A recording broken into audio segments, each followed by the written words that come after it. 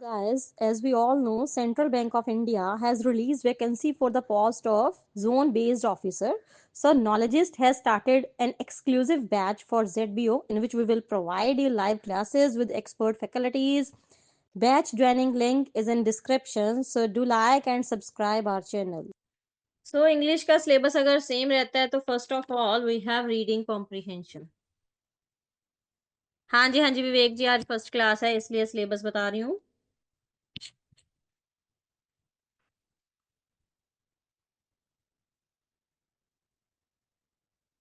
Reading comprehension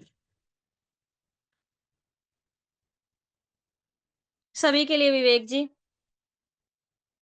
ठीक है. Reading comprehension का अब देखो डिपेंड करता है कि आपके एग्जाम में वैसे तो जो लेवल है वो मीडियम लेवल रहता है, ज्यादा डिफिकल्ट लेवल नहीं आता है.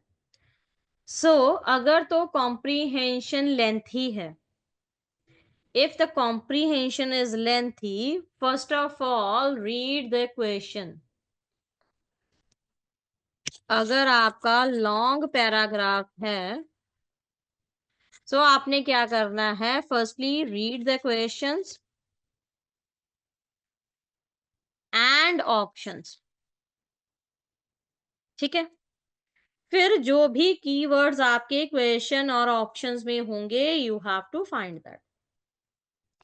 अगर आपका पैराग्राफ शॉर्ट और मीडियम है then try to read the paragraph first.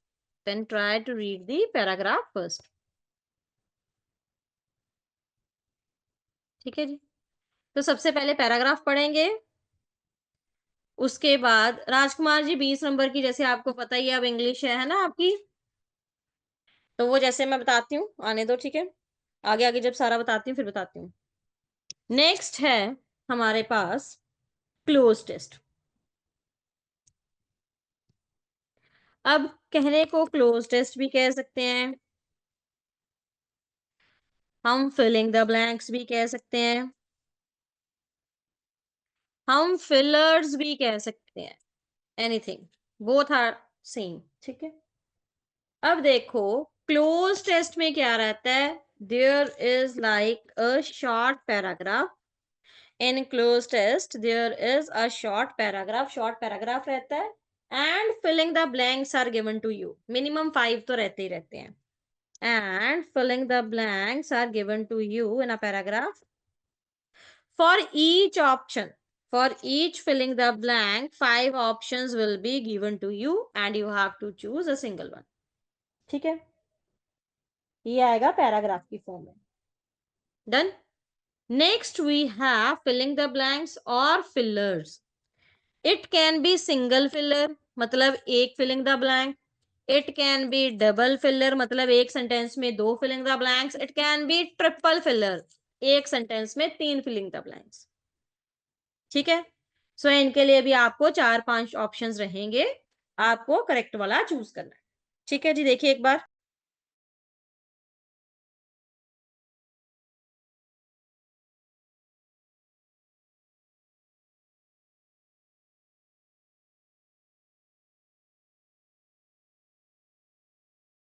Clear है, नेक्स्ट चलें. नेक्स्ट हमारे पास आते हैं error स्पॉटिंग्स.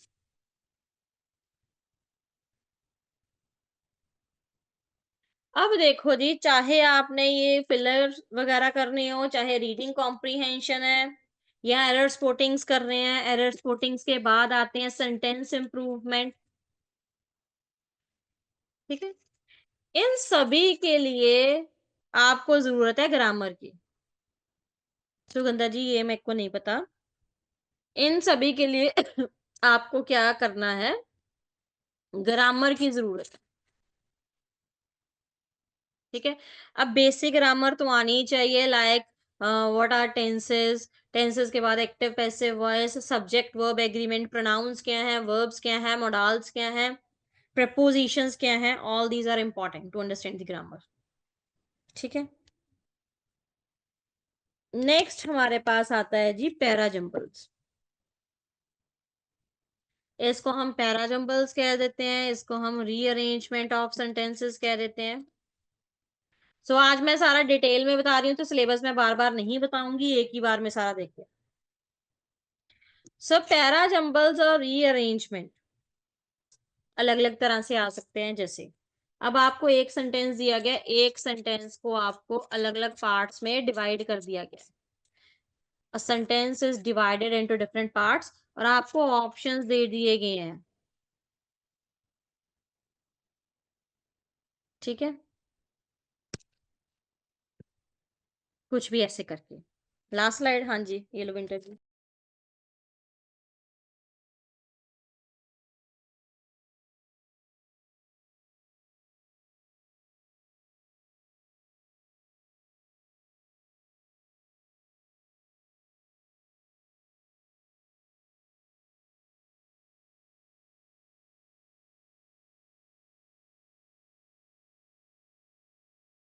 Done.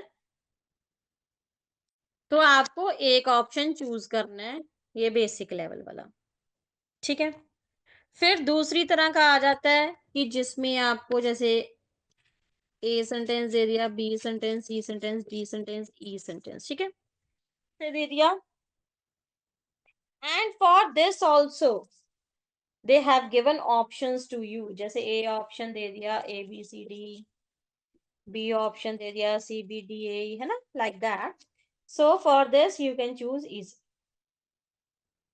Third type is in which sentences are given. आपको सेंटेंसेस दिए गए हैं। So after these sentences, the questions are like, what will be the second sentence after rearrangement? ठीक है, second question will be like, what will be the fourth sentence after rearrangement? What will be the last sentence after rearrangement? So you can't do the questions directly in that case. So first of all, no options will be given to you. So what do you have to do? First of all, you have to read the sentences. You have to understand the paragraph, what the paragraph is about. Paragraph क्या कहना चाह रहा है, किस चीज के ऊपर based है।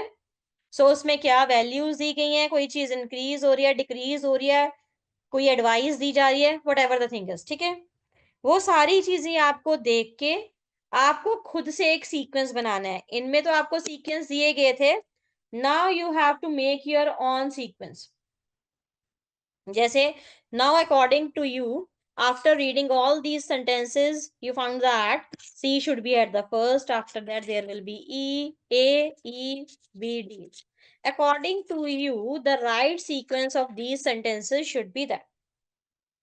अब अगर आपको लग रहा है कि ये करेक्ट सीक्वेंस होना चाहिए, so after that you can just answer the questions. Now according to your sequence, what will be the second sentence after rearrangement? It is A. Now you can tick A. What will be the fourth sentence after rearrangement? B. Now you can tick B. Okay. So in this way, you can solve the questions. If your sequence is incorrect, all of your answers will be incorrect. So minimum 4 questions तो रहते ही हैं, 4 to 5 questions. ठीक है जी, इतना clear है सभी को? देखो,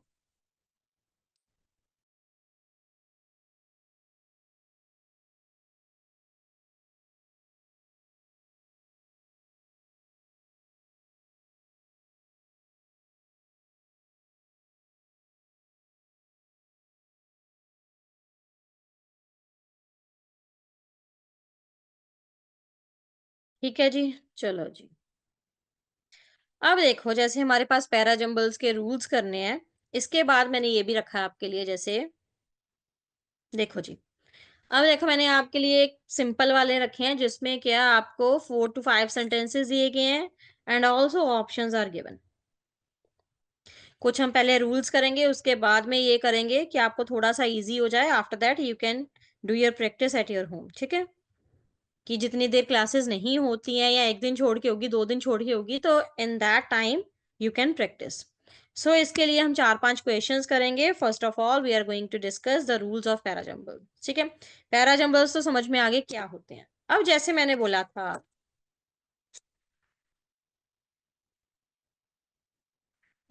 था, कि सबसे पहले क्या है, we have to find the topic, what the paragraph is about. हमारा जो पैराग्राफ है वो किस चीज के ऊपर बेस्ड है। अब अगर कोई भी चीज है, इट कैन बी नाउन, किसी पर्सन के बारे में बात हो रही है, it can be anything, any place, right, any emotions, feelings, anything else, everything is noun.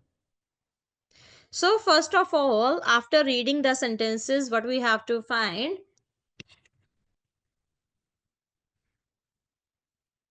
if a sentence has noun.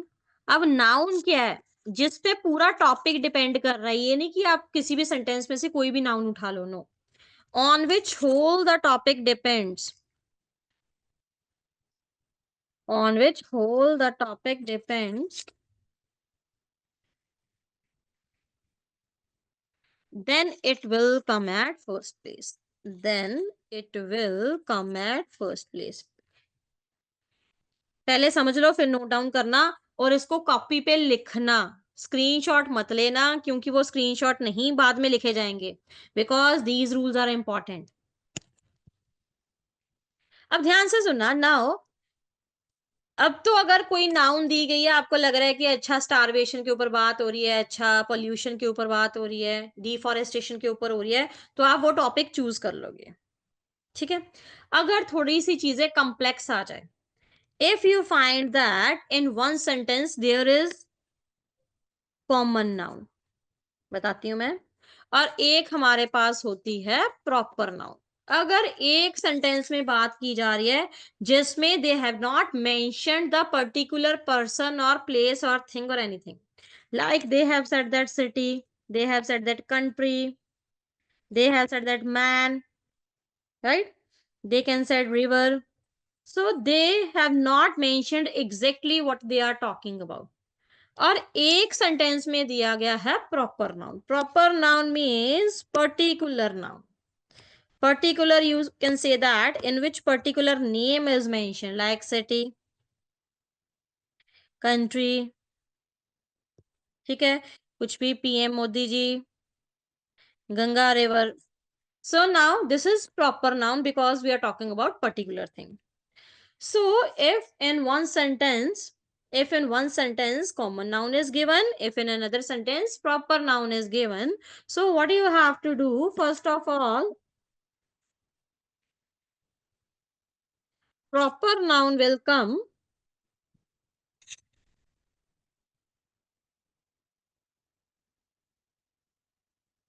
after that, common noun will take place. फिर देखेंगे कॉमन नाउन कहां पे आएगी। फर्स्ट ऑफ ऑल हमें proper noun ही लेनी है। Common noun will take place, just wait,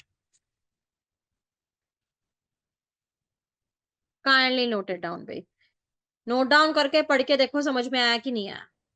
okay